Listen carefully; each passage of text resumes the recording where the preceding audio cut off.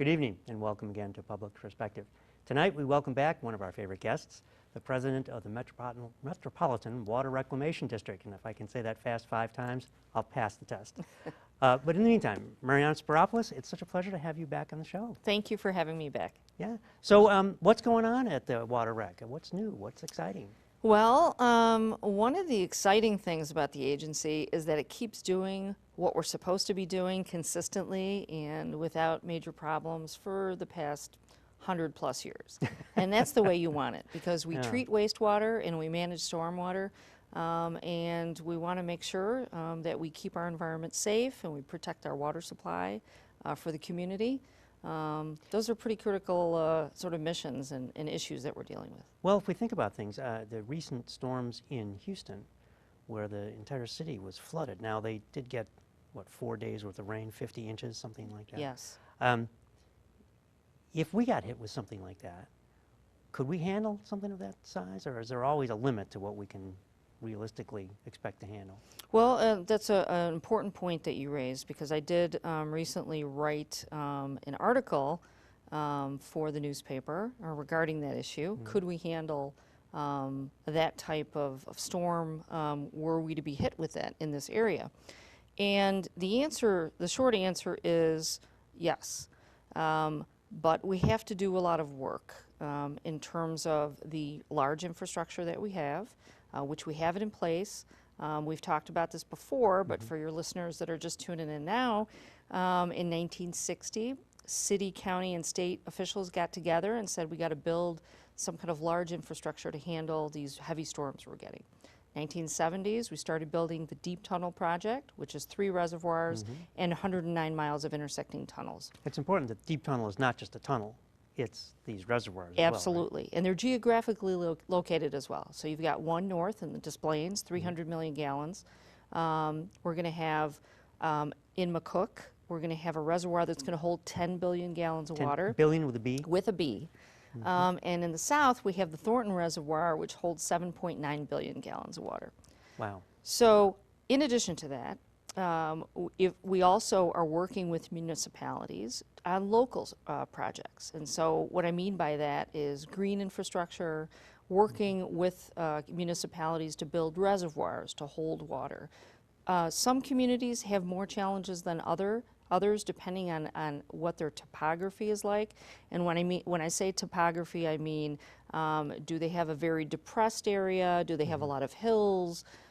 Those can play a huge role in terms of how water flows, where it stands, where it collects, and how quickly it can get into the sewer system. Another component is how local municipalities invest in their infrastructure. So if we have a large reservoir, but that water can't get there from the local sewer system, think of a straw trying to fill a pool, a swimming pool. Right. You're going to have a lot of backlog. You're going to have a lot of water that's left in the streets, causing a lot of problems there. So you got to look at all those components working together, and on a very local level, people need to look at green infrastructure. How can they use that in their community, on their property, collect water in rain barrels, green roofs, permeable pavement? All those things work together, and if we can really encourage people to use those on a local level, I think all those components make a big dent in dealing with large storms like Houston faced. Now, another thing that played a major role in Houston was that they had overdevelopment. And that's just to say that it wasn't smart development. We don't want to discourage development, but we certainly want, when you're going to build, let's say a strip mall or something like that, and you're going to use concrete, you're taking away an area where rain can absorb into the ground. And that's more water going into the sewer system. So with our stormwater management ordinance, you're going to have a detention area where you're going to have to allow stormwater and rainwater to collect. And this ordinance affects every community in Cook County? In the suburbs. Okay. The city of Chicago has a different program. But that is something that's very different from what they're dealing with in Houston. They had fast development, so they had a lot of concrete. You're taking all that area away. And there are a lot of wetlands, as I understand, that were eliminated, that acted as buffers, then allowed the flow back into the ocean, right, or back into the bay. Yeah. that were eliminated, and so the supply water had nowhere to go, isn't it? Yeah, Part of the and problem? that plays a critical role. I mean, a lot of people take it for granted. They don't understand how that works. But that was a major problem in Houston. We don't have that problem here. Even though But we've had years and years of development, we don't have the same kind of issue. I mean, if you think of downtown Chicago or the close-in neighborhoods, there's a lot of concrete and not a whole lot of green space. you're right. There's 40% impermeable surface in Cook County. So when I say the Cook County, I mean city of Chicago as well as the communities surrounding the city. However, there is a lot of steps that are being taken to incorporate the green infrastructure within various projects to eliminate that. So we wouldn't be facing the same problems that Houston did. So talk about the ordinance for a bit. So the ordinance is something that the Water Rec was able to pass on its own, or did you have to go through the county board? How did that, and what does, so two things. What does the ordinance actually say, and then how did it get passed, and under whose jurisdiction does it reside? Okay, great questions. So we are an independent agency from Cook County government. Cook County had jurisdiction over stormwater up to 2004, and then the Water Reclamation District took over. It made sense because we were already dealing with stormwater, because a lot of systems are combined sewer systems, stormwater and wastewater together. We were already dealing with the stormwater, so just give us the authority to do that. We went down to Springfield, got that authority. So we didn't have to go to Cook County government for any permission to do that. And basically what we did was we worked with municipalities as well as environmental groups, because they had a lot of concerns with what we're actually talking about. Big storms, climate change, heavier, intense rainstorms. Can our systems handle that? More green infrastructure is to our benefit, but certainly we don't want to put restrictions on economic drivers for communities, because smaller communities really need development. They need the jobs. They need that revenue to maintain their systems. So striking that balance between the various groups that have an interest was something that was important to us. We did an economic study to see what the impact would be on the communities. And after a lot of discussions in the communities, with the groups, with a lot of mayors, we came up with something that was acceptable to all sides, and we passed it. So we're very pleased with that, and we've had success with it, so we're happy. Well, I was going to ask you the same thing, follow-up of that, because it's essentially telling local communities that they do have to follow certain rules in the development. Yes. So obviously you work with those communities, but how hard is it to enforce that? I mean, if my town, for example, my village of Westchester, suppose the village board said, oh, well, we're going to build this 50-story building and we don't care. What recourse is available? Well, it's important because the communities need to have access to interceptors. Those interceptors transport your wastewater and stormwater to our treatment plants.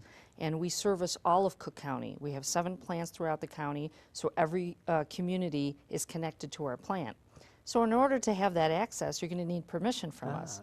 Okay. So I think it benefits all of us to work together to make sure that that happens. Something else to keep in mind is that we're all connected.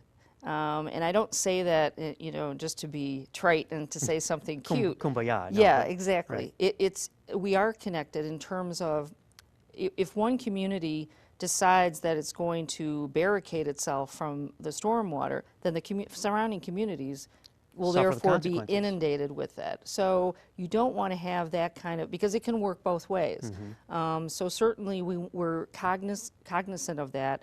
We look at the flow of the stormwater and make sure that, if a project in one area benefits them, but it hurts another community, that's something that we need to talk about and look at how we're going to correct that.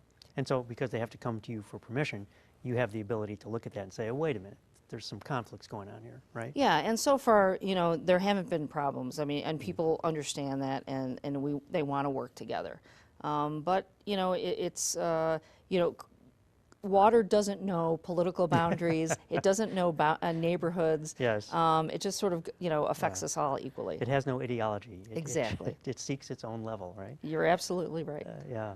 So let's go back to what you were talking about earlier with the deep tunnel project. That's been such a long-term project. Is that about completed now, or how close to the end is it? So we're almost there.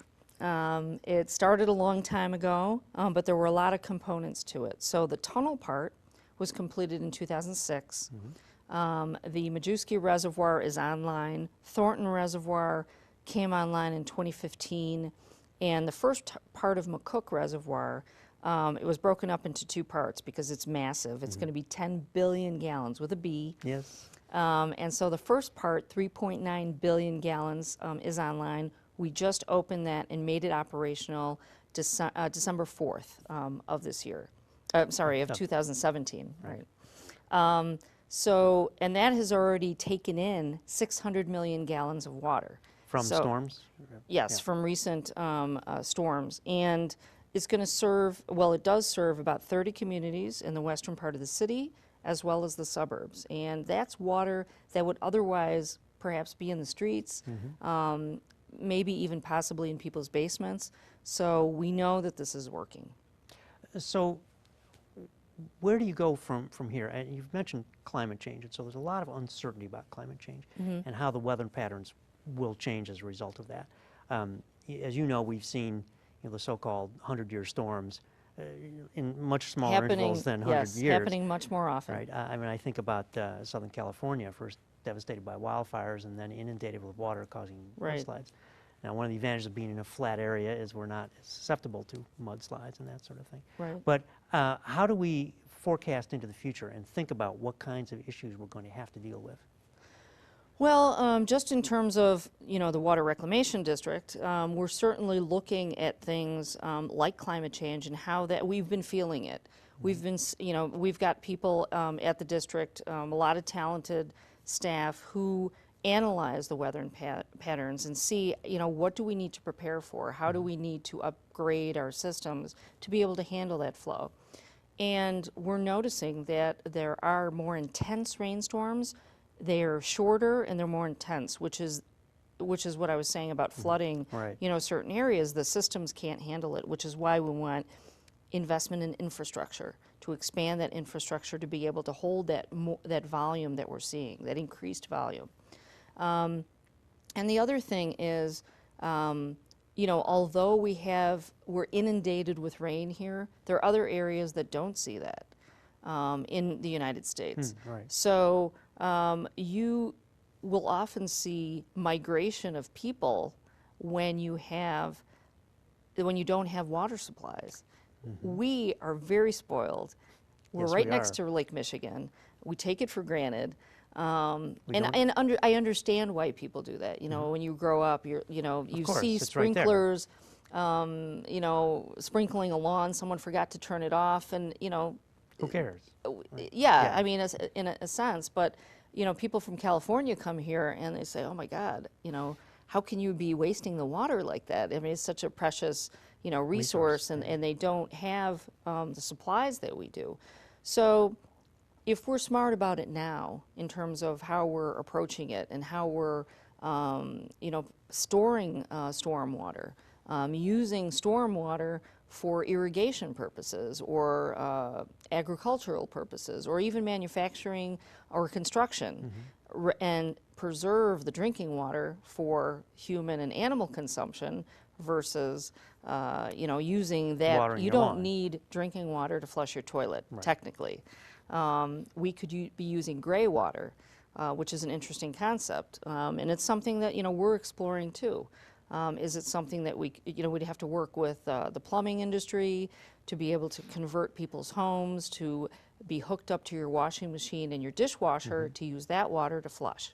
So you'd have to build mini reservoirs in these homes as well, right? Somewhere. Well, to it store would that be in a water. different system, certainly, and that would be a large conversion. But the point is to start thinking that way, to start getting used to the idea that these natural resources that we have Are not are infinite. are not necessarily there forever. And if we start making the right decisions now and protecting them for future generations, maybe people look back and say, they made some good decisions. Now, you mentioned earlier about combining the runoff, the stormwater, and wastewater which does come from people flushing their toilet, et cetera, Right. into one stream essentially to be carried away. So newer communities have those two separated. That's what You I was would gonna want to ask, have right. stormwater and wastewater, stormwater and wastewater separated. right. So that you could use that stormwater for various things that I had pointed That's out. my question, right. Older systems are combined. It's very expensive and very costly, very timely to implement that kind of system. And a lot of communities, city of Chicago, just can't pay for that right now. People are being hit with property taxes and all kinds of other taxes, which, you know, is necessary to pay for what we need to pay for. Right. However, an investment in infrastructure, I think, is always a good long-term goal to have and to look at and try to work into your budget. So how do you do that today? Take these new reservoirs that are being built. Are they just stormwater? Is that the only thing that flows into them? No, they're a combined system. okay. And so what happens is it's held there until the plant that's closest to it, we can pump all of that to it and clean it up in the normal process. Okay, so you do have the ability to recycle that water in those. Right. And also when it's being held, because it's combined wastewater and stormwater, we have aerators on there. And those are solar powered. And what they do is keep the water moving, because if it's too stagnant, because it's combined, it gets a Right. little aromatic. And so if we have that aerator, it lessens the problems to the community. And I imagine it also lessens any kind of pathogens, any kind of illness, because stagnant water Right. can be a breeding ground for things we don't want. And we certainly want to pump it to our plant as soon as we can. When that capacity is made available, then that's something that, you know, we do immediately. We don't let it sit there longer than necessary. And so not to get too technical, but you've got 10 billion gallons in a reservoir that's mixed water, and you want to pump that out. Right. Well, it's got to get pumped out and stored somewhere separately. It's not going to be stored. It's being stored in the reservoir. That's the only storage. Then, so Once let's it's say clean. we have a heavy storm, and the plant is pumping. You know, it's up to capacity. So then we have to start utilizing the deep tunnel, and which holds water as well as our reservoir. It starts going into the reservoir through gravity, and then the rain stops. The treatment plant cleans up, you know, the capacity that it's holding. Then we notice that we have room at the plant to clean. We start pumping that through, and it gets cleaned immediately. And once it's cleaned, where does it go? It goes then to the sanitary and ship canal, down to the Mississippi River, to the Gulf of Mexico. Sounds like a song in there somewhere. Yeah, well, it's, you know, there is discussion about, so we reversed the flow of the river back in the year 1900. Right. Take yourself back to the late 1800s. Chicago's putting its waste in the Chicago River. And we were the slaughterhouse of the country at the time, so there You're was a lot of absolutely waste. right, yes. And then that is going into Lake Michigan, which was the source of everyone's drinking water. Now, also put yourself back to the late 1800s and the rest of the world. This is a very common system at that time. Unfortunately, people start getting sick in Chicago. The state legislature creates the Water Reclamation District. We're supposed to protect the water supply, which is what our mission is today. We reverse the flow of the river. So there was Water Rec that actually led that. I know the Right. Army Corps of Engineers was key, but And we've always worked very closely with them for obvious reasons because of the waterways. But yes, so we reversed the flow of the river, protecting Lake Michigan. So, you know, that was great. Which wasn't great was that we were still putting the waste in the river, but it was going the other way. right. So, but take yourself back to the year 1900 and what we're trying to accomplish and with what we have. And there wasn't nearly the population. I mean, yes, the river had population centers along it, Absolutely. but nothing like what we see today. No, and when they were first, you know, putting waste in the river back in the 1860s and even earlier than that, you got a few people, you're not really seeing the consequences of Right. it. As the population, you know, booms in the area because it's very attractive because of Lake Michigan and shipping, merchant ships, et cetera. You've got more people causing a lot of damage. So we started building treatment plants in 1920s and 30s because of this a large population, large waste production, that took care of a lot of the problems. But obviously, putting the waste and sending it down south was not the way to do it. So 1920s and 30s was the prime time to build our treatment plants. A lot of the original buildings at our treatment plants still exist from those days, which is pretty amazing. And I would offer you or any of your viewers a tour of one of our plants. We're always available to do that. We'd love to do that. Groups. Can we bring some cameras? We'd be happy to do that, yeah, anytime. You might want to wait till it's a little warmer. We can do that. Yeah, but the invitation's always open. And if your viewers have school groups or church groups, senior groups, environmental groups, anybody, we'd be happy to host them. Because, you know, we operate on tax dollars. People should know where their tax dollars are going. They should understand our process Well, and I see think what it's we do. important too. You know, you mentioned tax dollars, and everyone always complains about taxes. You know, they're always too high. We never want to pay them. I understand. But it's important, I think, for taxpayers to understand how these tax dollars are used. And here's a case where, you know, and as you say, this all goes on in the background. People don't even think about this. They think about it if their neighborhood floods. Right. But if it doesn't, well, gee, that's the way it's supposed to be, right? So I think the idea of educating people about what really goes on here, I think, is critical, because then you have people are generally willing to pay for something where they perceive the value. Right. So if you can get that message out, here is the value. You can, you know, not flood your streets. This is And important. we treat wastewater, which We is treat something wastewater. I Right. would assume that people would like to happen. We don't have cholera epidemics. 24/7, right? You want yeah. that to be available to you. Yeah. So I think that's, yeah. Yeah. So, you know, those are always available if people want to see our Lockport location, which we generate a lot of hydro energy there. That's always another tour that people could see. We disinfect the outflow of two of our plants at the O'Brien plant, which is in Skokie, and our Calumet plant. So we'd be happy to, you know, show those. It's interesting because we're cleaning our water to a higher standard according to the Clean Water Act. And it's something, you know, that's sort of new, but it's important to us to make sure that our waters stay clean. And I think Mayor Daley once said that he wanted to make sure that we could go fishing, I think in the Chicago River. I don't know if I have the quote exactly correct, but it's something to that effect. Yeah. And, you know, it's possible that one day you'll be able to do that. Well, the river, we must say, is substantially cleaner than it used to be. There's a lot more species that are surviving from the 1970s to today. Almost 3 times as many fish are existing in Chicago River as there were before. Well, if you think about the development that's gone on along the Chicago River downtown, which actually is beautiful. I'm glad to see the amount of stuff that's happening. Absolutely. But you couldn't have done that if the river were stinky and dirty and foul. No, and we've come a long way. The Chicago River has improved a lot. We work with groups like Friends of the Chicago River on a lot of projects that make awareness and involvement with the river something that people seek. And I think the more that people do that, rather than, oh, you know, there's the river, partaking in activities, like you said, the River Walk is something that's pretty exciting.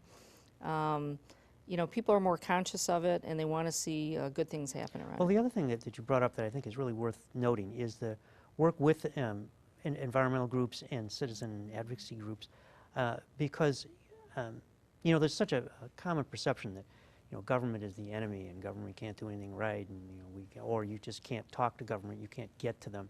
And yet here's a case where, you know, the Water Rec has worked closely with environmental groups to be able to develop these policies that are helpful and meaningful, Right. And that really benefit, you know, large portions of the community.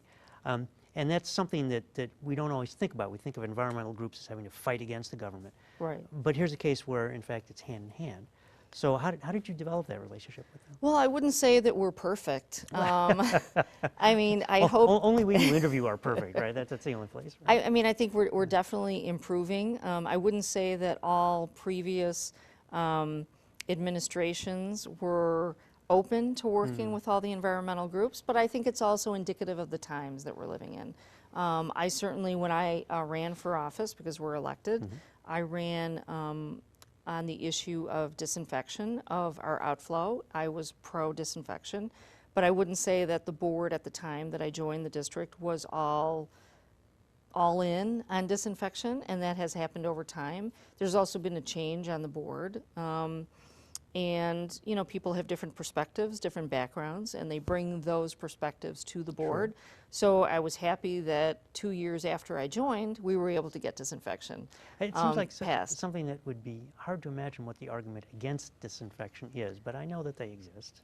I think it was cost. That was one of, but, you know, there's also the element of change. Maybe not everybody is open to change as some other, but I think anything that's going to improve, I don't think change for the sake of change is necessarily something that should be implemented, but if it's something that's going to improve our process, improve the service that we provide to the citizens of the county, then certainly that's something we should be looking at. Well, speaking of change, you know, there's tremendous change in the technology industry.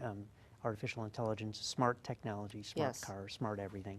Do you see that smart technology starting to play a role in what you guys do? Yes, I do. I've recently been hearing about using computer-generated analysis of weather patterns as well as our pumps. And so, you know, we, at various plants, and we certainly had technology that worked at the time, but it's always improving, and technology plays a huge role in that. So yeah, I mean, it's definitely going to be taking over a lot of the processes that we do at our plants. But going back to what you were saying about environmental groups, I think that it's a win when you engage more groups in the discussion than you can. You have to include as many people as possible. The biggest tent you can build. I agree. Yeah, I think that's very important. That's always been my philosophy. I want to hear from different groups. I want to have discussions. I want to go to your town hall meetings and hear what people have to say. It's not always, you know, the most favorable environment, but sometimes that's what we have to start the conversation somewhere, because maybe they've never heard from you before, and there's a perception maybe on one side or another side that, well, and then after we have the discussion, they're like, well, you know, maybe it wasn't, you know, maybe you're more open-minded than we thought. Or now I understand that decision. Right. Gee, that might make sense. Or we've never met a commissioner from the Water Reclamation District here before. You know, Yeah. we're happy that you came out, and I think that that's important. You can get a lot accomplished that way. And I have to comment on the idea, the fact that as an elected official, not just the willingness, but the apparent eagerness to go engage the community, which we don't always see. That's something that I think as public officials go, to remember who, as a public servant, you really work for, right? And We are there at the pleasure of the citizens of Cook County. yeah. You know, and I live in Chicago. I'm a citizen of the city and the county. And certainly I, you know, want to know what's going on. I want to know who my elected officials are, and I sort of, you know, feel the same way, you know. Walk the walk. Exactly. Well, believe it or not, we're already out of time. Already? I know, it's been amazing. I isn't it? know. So Mariyana, thank you so much for coming. And Thanks I for think having me. We do need to go out and do an on-site show at one of the facilities. We'll let you pick the right one. Okay. You're always welcome. Okay. So thank you for joining us once again on Public Perspective. I'm your host, Kevin McDermott. We've been visiting with Mariyana Spyropoulos, the president of the Water Reclamation District, Metropolitan Water Reclamation District. So about our show, you can see us every night, every Saturday night at 8 on Comcast Channel 19, and you can find us on the web at publicperspective.tv. So until next time, thank you and good night. That one.